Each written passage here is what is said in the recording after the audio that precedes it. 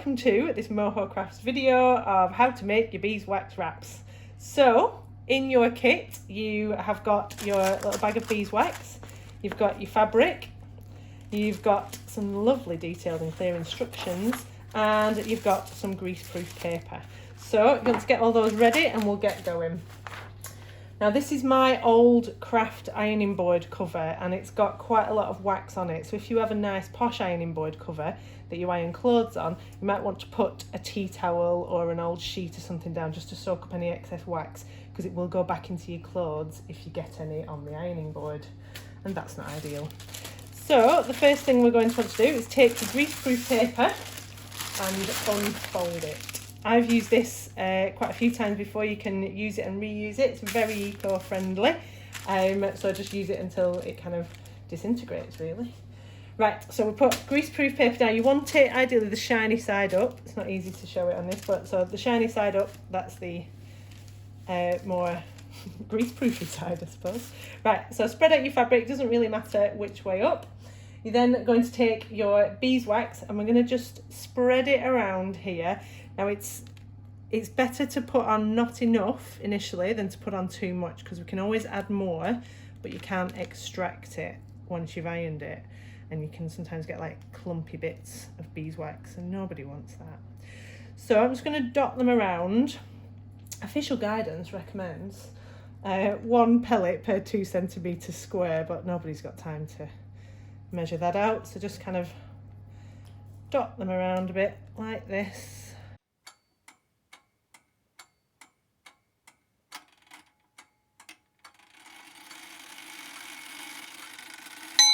Right, so in your kit you've got enough wax to make to cover your 3 pieces of fabric that you've got in your kit, plus some more as well. So you can use the excess wax that you'll have left to either top it up if they get a bit worn and the wax starts cracking off, or you can get some of your own fabric and make some more beeswax wraps. Ideally you want it to be 100% cotton, so it will fully biodegrade when you cob it, but if you have just got polycotton, that'll be fine as well. So I've now got my sort of spreading on here. I've kind of made sure that there's some quite near the corners, not too close to the edge, because the tendency is to squidge it and then it just squirts out the edge and we don't want to lose it. So what we're going to do now is fold the greaseproof paper over. You want to get your fabric as close as you can into the edge of the fold there and fold it over. Now you want your iron on medium to hot, no steam. No steam is very important. No steam. Turn the steam off. Steam off. Right, and we're going to start in the middle. Just place your iron on top and just let it kind of, you'll see it, they'll start to sort of liquefy a little bit. And you just kind of move around, and then once they've got to a melting point, they will disappear from view. So just squidge them around.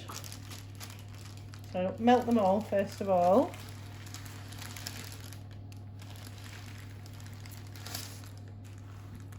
Let's see them go. Might see some bubbling, don't worry, that's fine. Try not to keep the iron in one place for too long.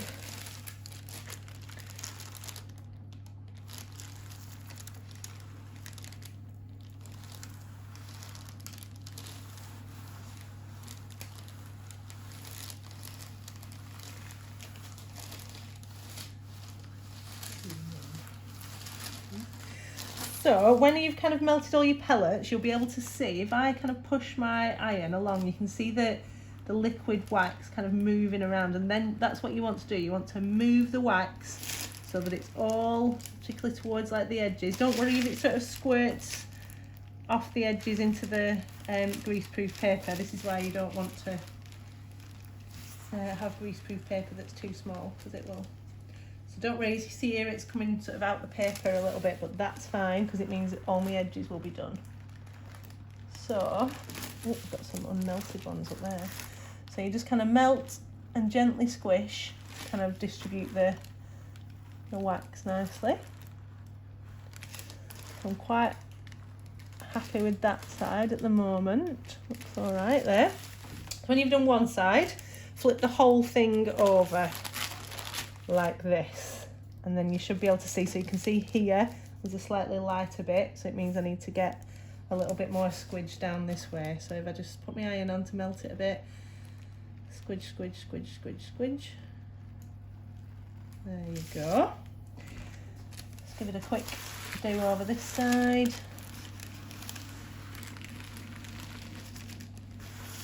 Quite happy with that. Carefully flip it over, it will be hot, so you've got your right side of your fabric facing up. And you're just going to gently and slowly peel back one side.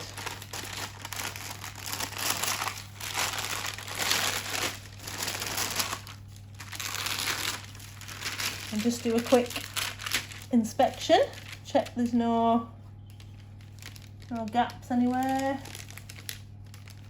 So you can see here, there's a little bit much on that corner there, and on this corner. It's better to get right into your corners, but there's a little bit much on there. So I'll show you what to do if you've got this kind of clumping a little bit. So we want to aim for this corner, and this corner.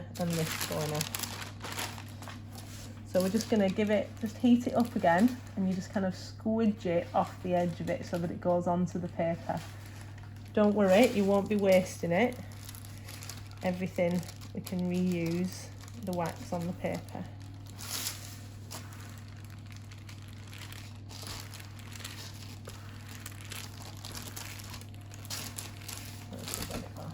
If there are any bits when you look at it where there is a gap, just pop a little pellet on and then fold it back over and press it like you did the first time. Right, so I'll just have a look at that.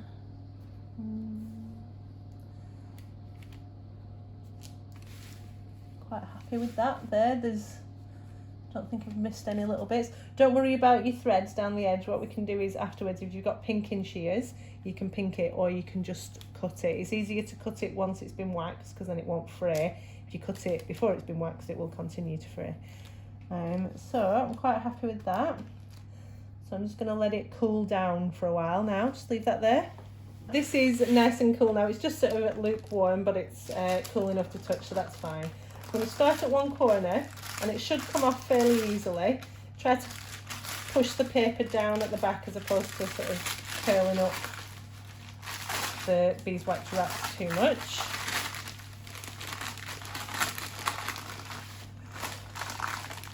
It's still a bit warm in the middle. If it's a bit warm, it might just resist, so you can just let it cool down for a bit more.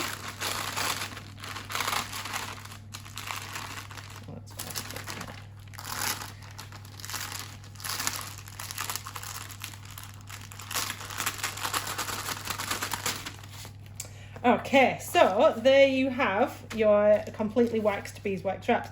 If you leave it back side up for a little while just to cool down as well, then that side can go hard. Just pop that there. Then what you do is a really good fun bit. So then you can peel off all the excess wax on here and just pop that back in your little beeswax bag. You've got 3 sizes in your kit, so I'd recommend starting with the smallest one because then any excess you can leave on and it will be soaked up by the next size up.